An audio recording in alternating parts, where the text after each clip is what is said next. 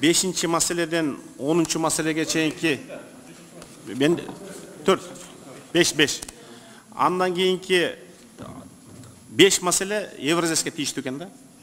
Евразиясты көрүп атасыздар, Кыргызстандын товар өндүрүүчүлөрү өткөзө албай токмокто турат 3 күндөн бери.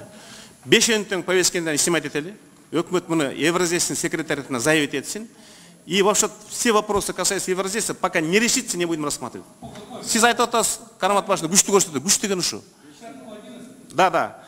Начиная вот ратификация в Евразийском пространстве, договор Евразийском экономическом союзе. 6-чыдан. 6-чы, 7-чы, 8-чы, 9-чы, 10-чы, 11-чы. Канека баш. Буну азыркыны карайбыз, калганын баары снимаем с повестки дня. Повестки дняга киргизиш үчүн премьер-министр өзү келсин. Ойлоңсоңор туугандар. Тиякта эки өлкө чек арабыз тепсеп атат. Биякта бир өлкө биздин товар өндүрүүчүлөр тепсеп атат. Премьер-министр эс алып жүрөт.